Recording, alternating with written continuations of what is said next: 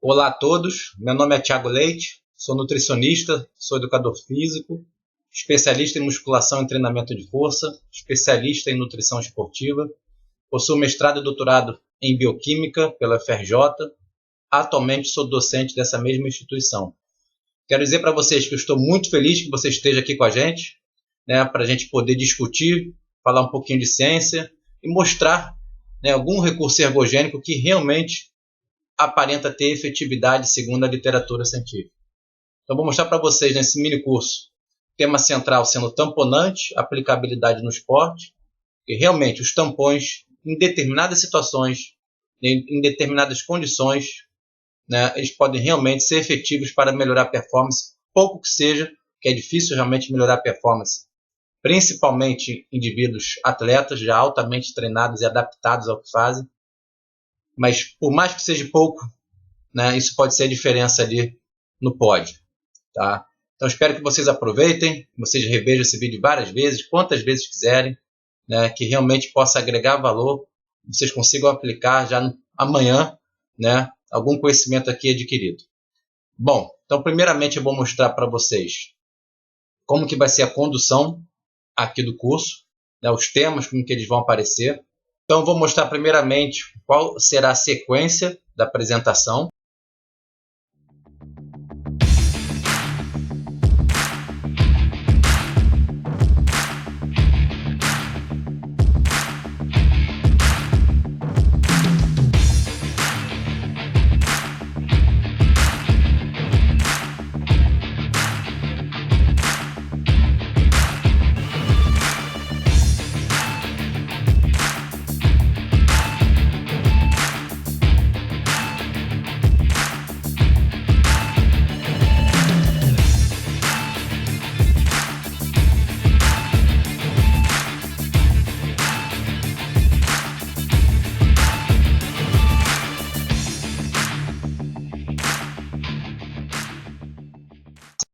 Bem, inicialmente gostaria de dizer que eu declaro não ter nenhum conflito de interesse, porque imagens de diversos suplementos serão apresentados aqui, mas apenas para ilustração. Tá? Então, as imagens de suplementos são meramente ilustrativas.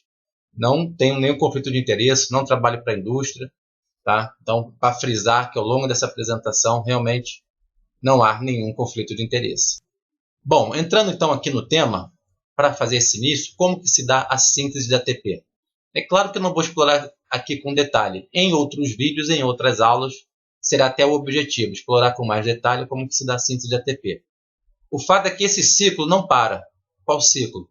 Síntese de ATP, degradação do ATP. Síntese de ATP, degradação do ATP. Isso acontece a todo momento.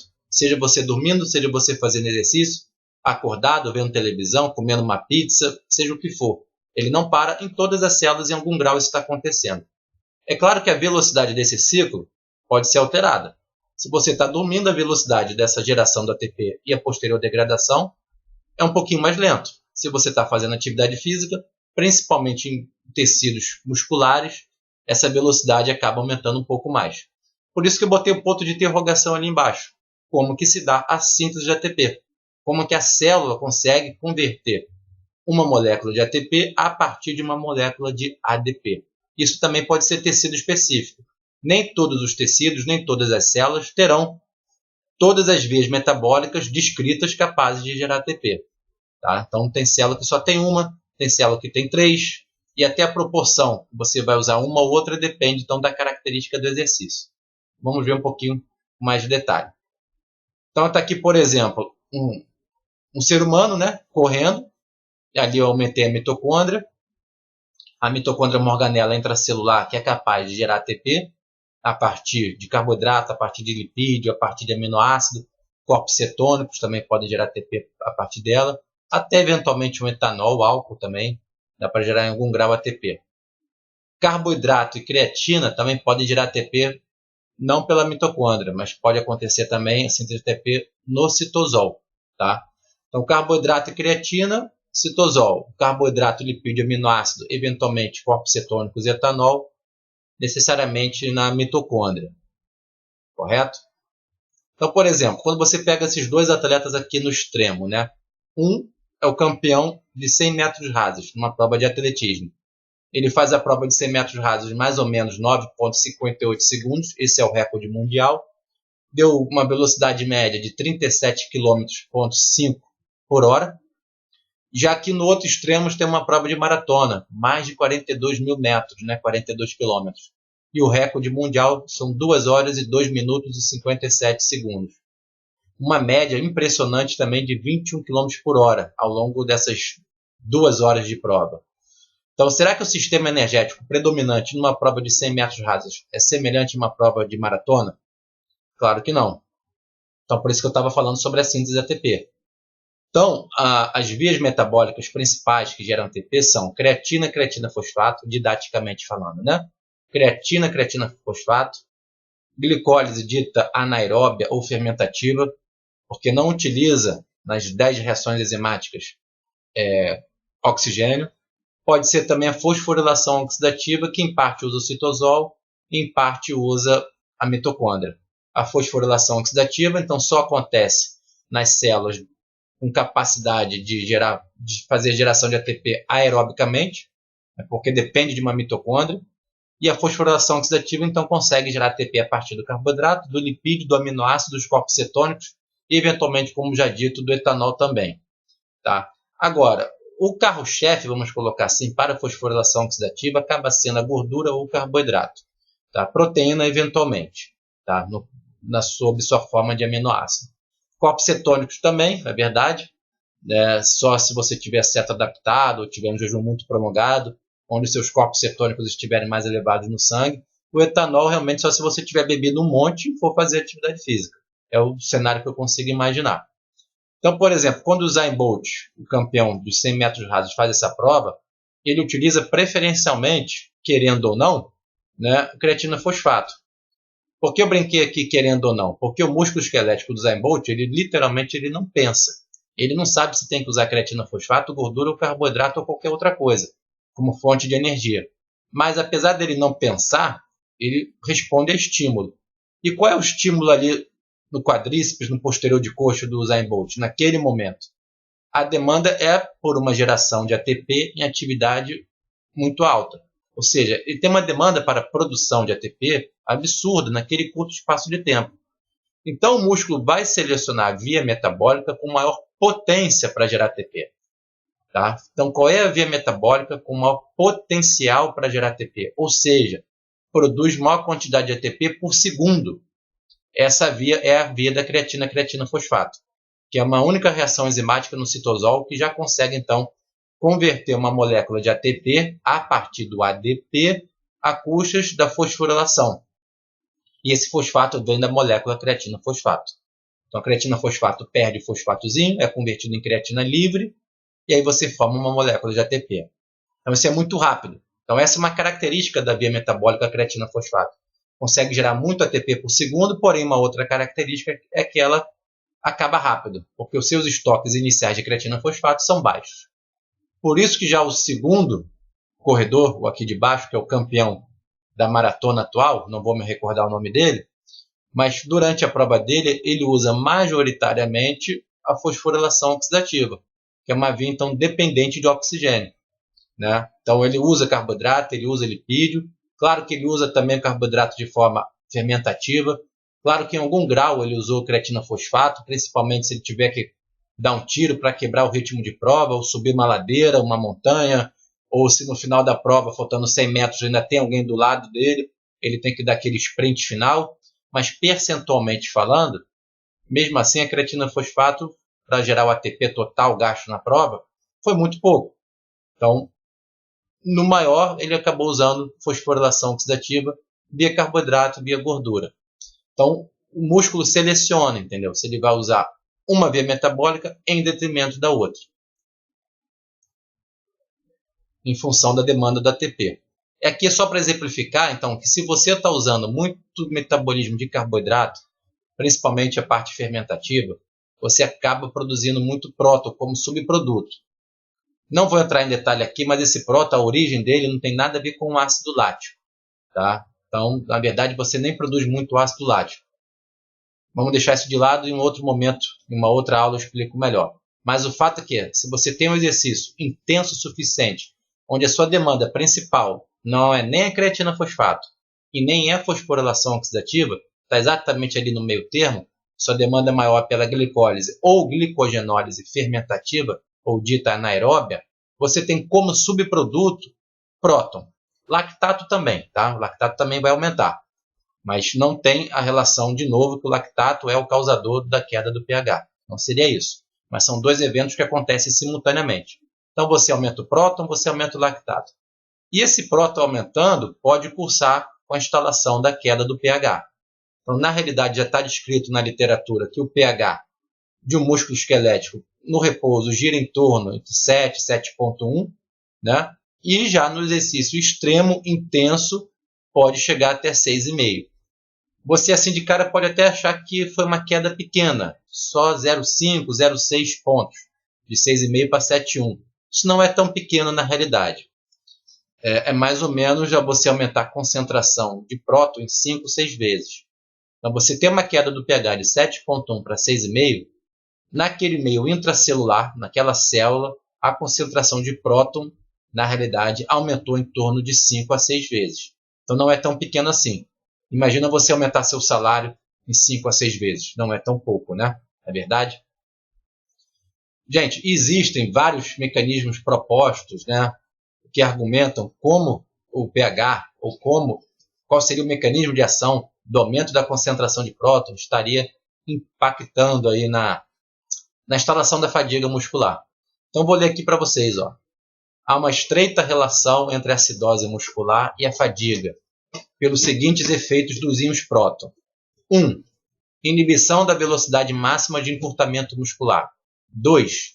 Inibição da TPase miofibrilar e das enzimas importantes para a regulação do processo anaeróbio, glicolítico e da obtenção de energia. Fala-se muito sobre a fosfofrutoquinase e a glicogênio fosforilase nesses pontos. 3. Redução da formação de pontes cruzadas por inibir a ligação do cálcio ao sítio da troponina. Né? Então, o cálcio se liga à troponina, isso dispara, de certa forma, a contração muscular. E o pH poderia estar dificultando essa ligação inicial do cálcio. 4. Redução do retorno do cálcio, que foi liberado pelo retículo sarcoplasmático, né, durante a contração muscular. Então, redução do retorno dele para o retículo sarcoplasmático. Então, para o cálcio retornar para o retículo sarcoplasmático, existe uma enzima que faz isso, que é a SERCA, a sigla, né? SERCA, cálcio ATPase. Então, a redução do retorno do cálcio pela inibição da TPase sarcoplasmática, que é a cálcio ATPase ou SERCA, levaria a redução na liberação do cálcio. Na verdade, esse cálcio ficaria mais tempo no meio intracelular. Isso dificultaria também o ciclo, né? Encurtamento, relaxamento, encurtamento, relaxamento. Então, existem algumas propostas realmente justificando como que a queda do pH induziria, em parte, a fadiga, né? Aqui um outro modelozinho apresentando os 3 sistemas principais, como eu já citei para vocês.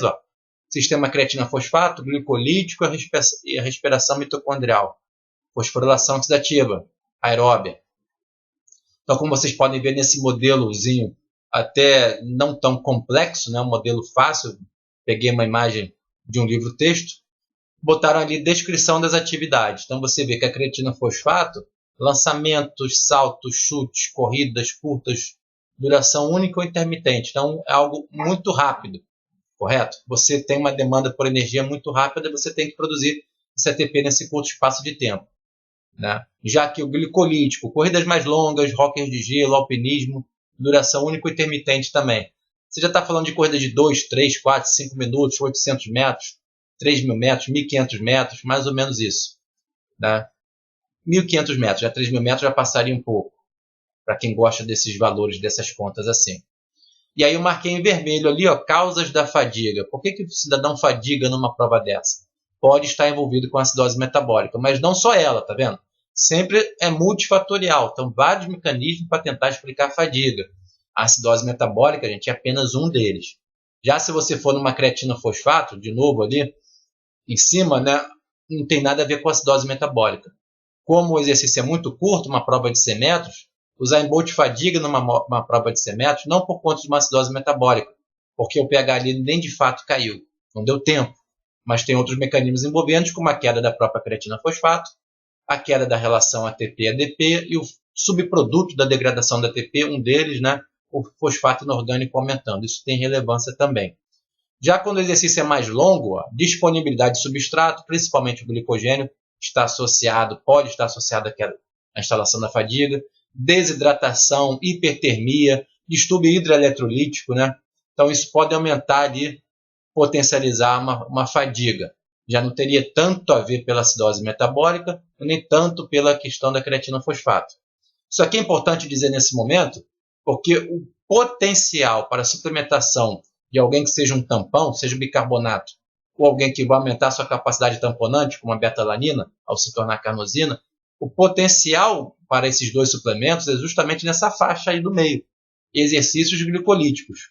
Mas, claro, a gente vai discutir melhor. Acredito que tem até alguma margem para exercícios que envolvam a creatina fosfato e a respiração mitocondrial também, via fosforilação oxidativa. Mas o grande potencial, a grande característica dos exercícios que vão se beneficiar, os atletas que irão se beneficiar com a suplementação de tamponante, e está nessa faixa de 2, 3, 4, 5, 6, 7 minutos que seja, se você for pensar num exercício único intermitente. Tá? Mas vamos explorar melhor essa questão mais para frente.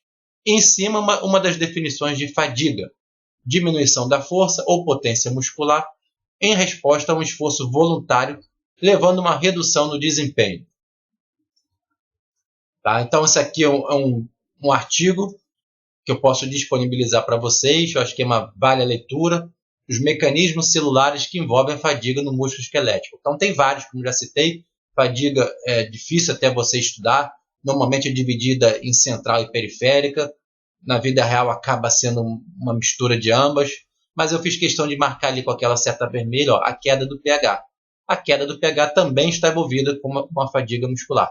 Mas você pode observar de novo nessa figura, dessa prestigiada revista, que existem vários mecanismos que explicam a fadiga. Nem tudo é o pH, então isso é importante frisar.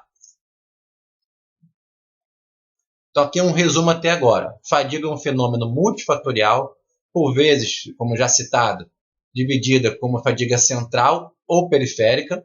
A central sendo o problema no sistema nervoso central, ele começa a falhar, e a periférica você pode pensar, por exemplo, é o músculo esquelético que está falhando, que está fadigando. Então, dentre outras possibilidades de causa, né, depressão de fontes energéticas como ATP, como creatina fosfato e glicogênio, está envolvido com a fadiga. Tá? Então, se você não consegue fazer a 10ª repetição lá no seu supino, provavelmente tem a ver com carga energética, tem a ver com a depressão parcial, né, do ATP, aumento do ADP, do fosfato inorgânico, queda da creatina fosfato. Não vou imaginar que você não consegue fazer a 10ª repetição por ter o estoque de glicogênio baixo, porque não foi depletado ainda. Pode ser até um componente central também, questão de unidade motora, sincronização, enfim. Que eu quero frisar novamente, dependendo da característica do exercício, a fadiga pode ser explicada por um ou mais mecanismos diferentes entre si. Então, você fadiga numa maratona por um motivo, você fadiga na 10ª repetição do supino por outro motivo. Então, os produtos do metabolismo, né, dessa bioenergética toda aí, está muito envolvido com a fadiga. Pode ser, então, a concentração maior do próton, que seria a queda do pH, né, alteração nos níveis de potássio, fosfato inorgânico, estresse oxidativo, representado ali como ROS, ADP e amônia. Hipertermia, hipoglicemia, está mais envolvido com longa duração. Bom, gente, a questão da motivação. A motivação também é muito importante. Vocês podem observar nessa figura, o javali está motivado, porque ele está lutando pela vida dele. Então, ele só vai parar de correr quando realmente ele estiver fadigado, cansado, ele está entregando os pontos. Não consigo mais, porque ele sabe que vai morrer. Então, a grande motivação para ele é a vida. Já o guepardo ali, o predador, a motivação dele é um jantar, é um almoço, é um lanche. Então, ele pode avaliar a situação, se está muito quente, se ele está com hipertermia, se ele está com hipoglicemia, se ele está cansado, se está sol, ele está com sede. E falar assim, bom, não estou com tanta fome, vou deixar esse javali embora.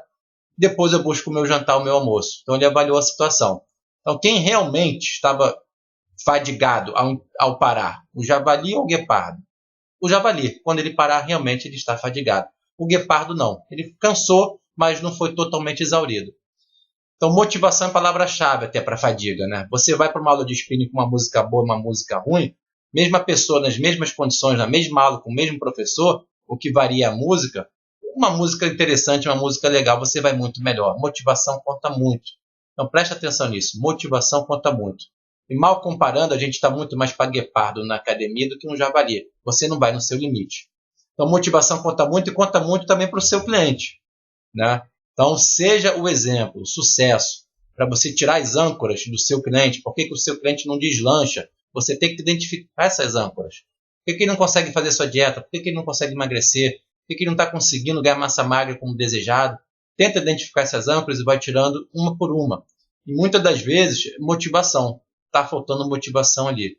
Seus clientes não procuram apenas um papel, procuram inspiração, procuram motivação.